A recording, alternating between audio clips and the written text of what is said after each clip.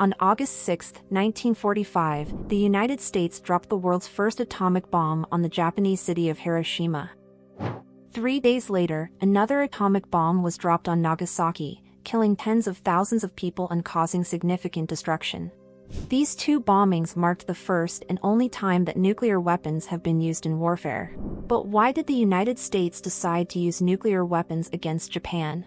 Join the Knowledge Now community by subscribing to our channel and never stop learning, with new videos every week to expand your mind and broaden your horizons. There are several factors that contributed to the decision to drop atomic bombs on Japan, including military strategy, diplomatic considerations, and domestic politics. In this video, we will explore these factors and examine the complex reasons behind the use of nuclear weapons in 1945. Military strategy. One of the primary reasons that the United States decided to use nuclear weapons against Japan was military strategy. By 1945, the United States had been engaged in a grueling war with Japan for several years.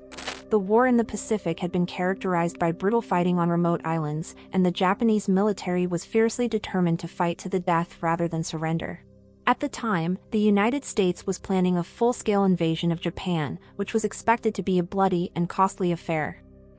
The invasion was scheduled for November 1, 1945, and it was estimated that it would result in the deaths of hundreds of thousands of American soldiers, as well as millions of Japanese civilians.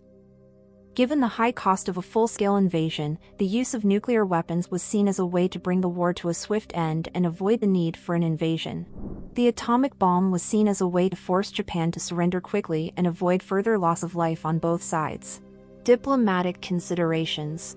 Another factor that contributed to the decision to use nuclear weapons was diplomatic considerations.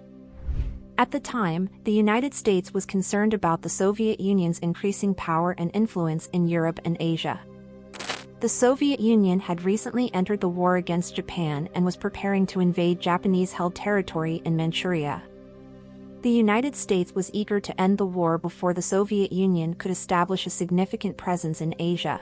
By using nuclear weapons to force Japan to surrender quickly, the United States hoped to prevent the Soviet Union from gaining a foothold in Asia and limit its influence in the post-war world. Domestic politics. Domestic politics also played a role in the decision to use nuclear weapons against Japan. President Harry Truman, who had recently assumed the presidency following the death of President Franklin D. Roosevelt, was eager to demonstrate his strength and resolve as a wartime leader. Truman was also under pressure from some members of Congress and the military to use nuclear weapons as a way to justify the massive investment that had been made in the Manhattan Project, which was the top-secret effort to develop the atomic bomb.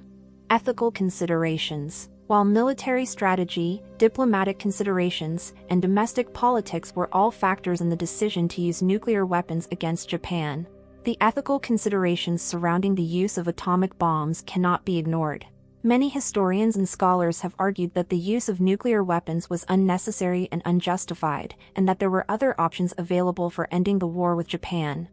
For example, some have argued that the United States could have continued the naval blockade of Japan and waited for the country to run out of resources and surrender.